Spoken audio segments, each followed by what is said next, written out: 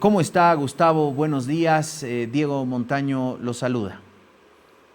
Diego, buenos días, un placer de saludarte, así que aprovecharemos que no está Claudia y le vamos a meter leña al tema más complicado que tiene Bolivia en este momento. Si bien representa en el interés nacional el 1,5%, la política exterior no le interesa a mucha gente porque la ve complicada, la ve difícil, pero bueno, creo que la entrevista anterior ha sido importante y nos pone además varios parámetros para analizarla en un sentido resumido y concreto de lo que nos está pasando en materia de política exterior, Diego.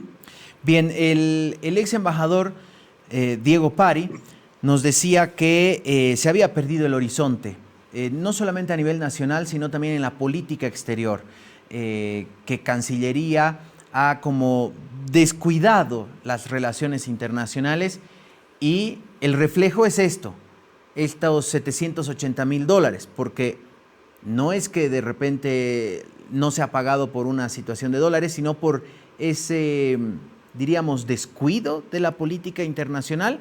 ¿O cuál es su interpretación, Gustavo? Bueno, yo tengo 28 años en el servicio exterior. Nos ha pasado no solamente no es solamente la primera vez, nos pasó en la época de la UDP y en la época de los militares, ¿no? En la época de los gobiernos militares, en las que no hemos pagado cuotas, eh, además de varios años. Nos ha pasado también con la OEA.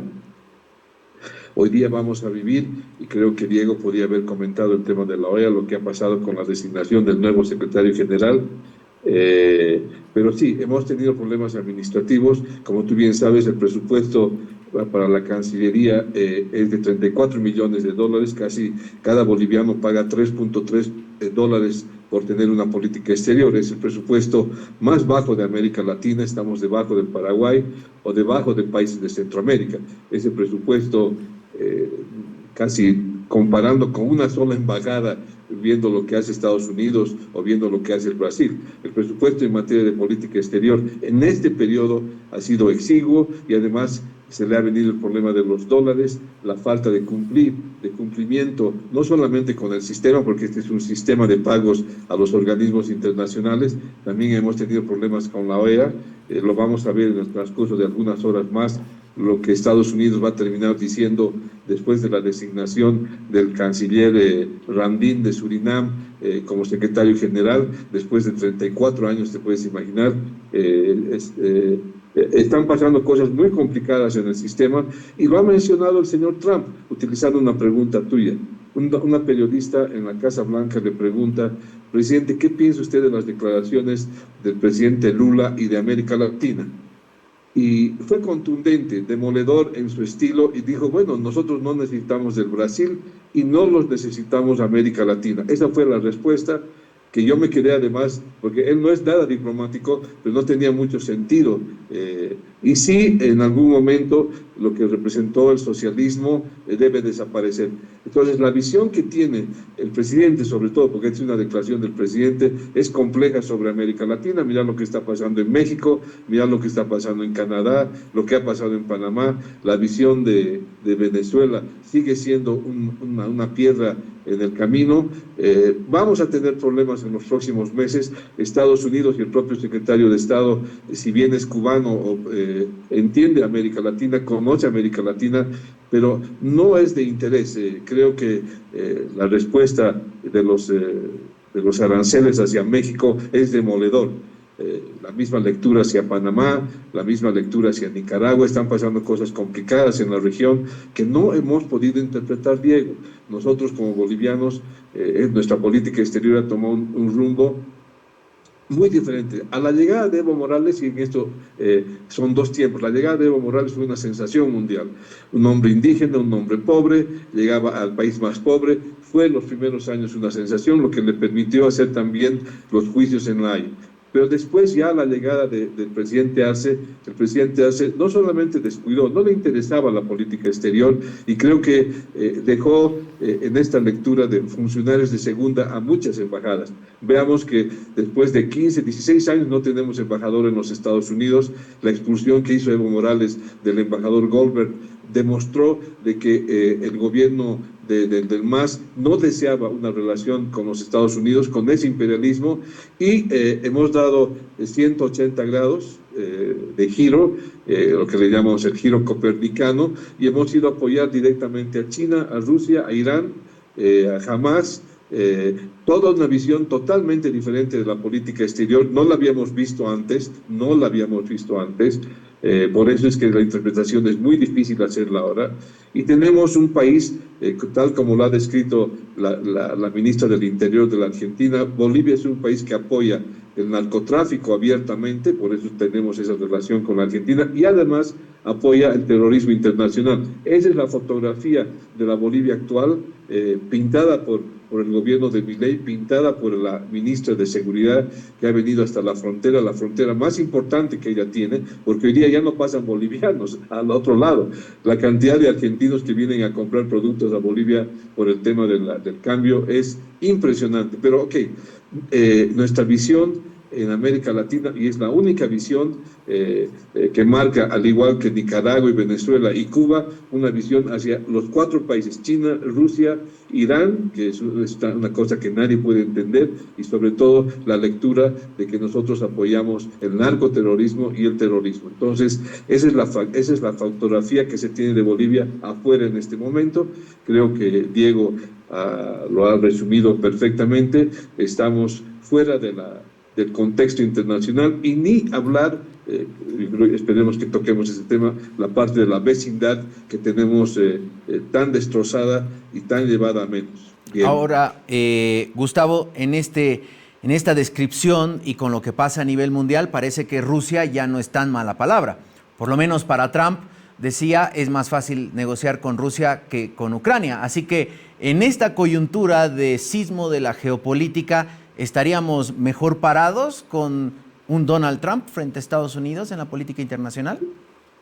Yo creo que la agenda del presidente Trump, tocando y hablando de las teorías del señor Kissinger, yo creo que estamos en el equilibrio del terror.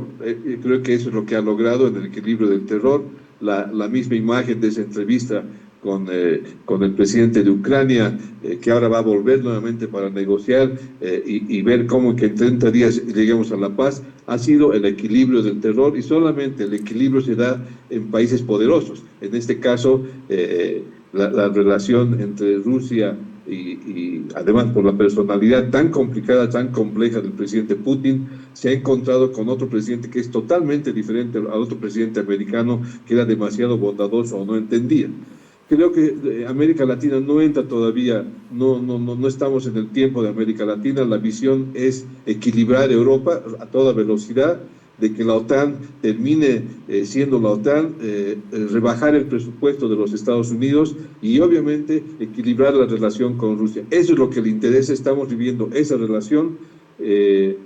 Por lo pronto, si bien el secretario de Estado ha realizado un viaje a Centroamérica por 4 países, va a realizar un viaje en unos días más a América Latina y al Brasil, pero América Latina y Diego, estamos tocando temas muy interesantes y muy importantes.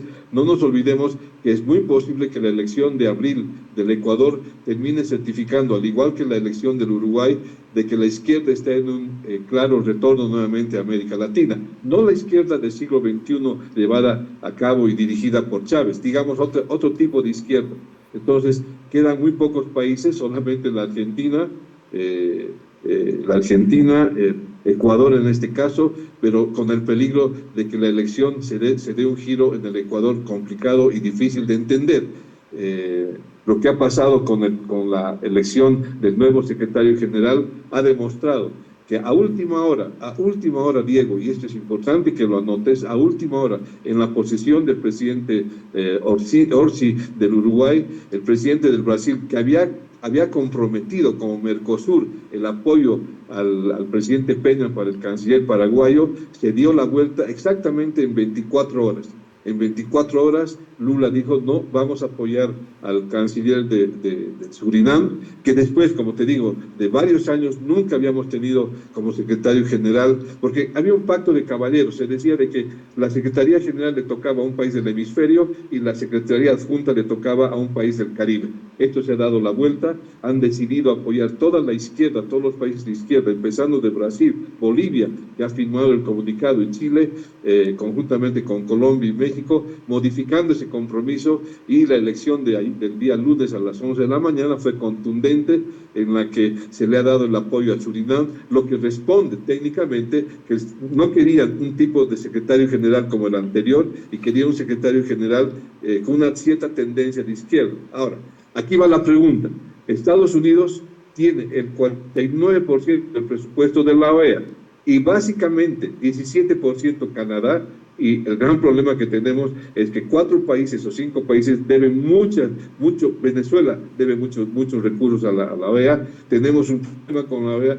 Si el gobierno americano decide no dar y no aportar más a la agenda de la OEA, porque considera que no ha sido lo más correcto hacer este giro nuevamente, que es contestatario al gobierno americano, la OEA se va a terminar muriendo en nuestras manos. Estamos en el peor momento, Diego, porque todavía no se ha diseñado una política, y creo que los Estados Unidos no se ha diseñado una política clara hacia países como el Brasil. No hay una respuesta al Brasil. El enfrentamiento o la frialdad del gobierno americano hacia el Brasil es una realidad, y obviamente queda solamente México contestataria, la presidenta hacia el gobierno americano por lo que está pasando. Entonces, tenemos unos días, unos meses complicados, hasta que no se equilibre el tema Rusia, Estados Unidos y la propia guerra en estos 30 días, Diego. Bueno, y veremos qué pasa en agosto en Bolivia, ¿no? Así que va a estar bastante interesante. Lo de agosto realmente es complicado. Estamos entrando en un problema muy delicado de la elección, así que esperamos de que encontremos la solución. Lo que pasa, Diego, que estamos entrando a un conjunto de tormentas que tiene que ver con la economía, que no nos había pasado. Nos pasó con la ODP, pero rápidamente fue corregido por el propio doctor Paz, y todo lo que pasó en la negociación con el Club de París y demás cuestiones fue más rápido y más contundente. El problema es que esta larga y tediosa complicación que nos está dando el gobierno de Arce es que no encuentra una solución clara, y el gobierno está viviendo, el país está viviendo una zozobra complicada, Diego. Gustavo, tengo que despedirlo. Lastimosamente el tiempo nos está pisando, ya viene Fútbol sin Anestesia, pero quiero hacerle la invitación para que hablemos un poco más largo en cualquiera de nuestros espacios para justamente reflexionar el tema Bolivia con el mundo y Bolivia con Bolivia. ¿Le parece, Gustavo? Cuando quieras, Diego. Así que un abrazo. ¿Ya? Un abrazo. Gracias, Diego. Muchas gracias a usted, Gustavo Aliaga, diputado de Comunidad Ciudadana, diplomático boliviano, hablando un poquito de Bolivia frente al mundo.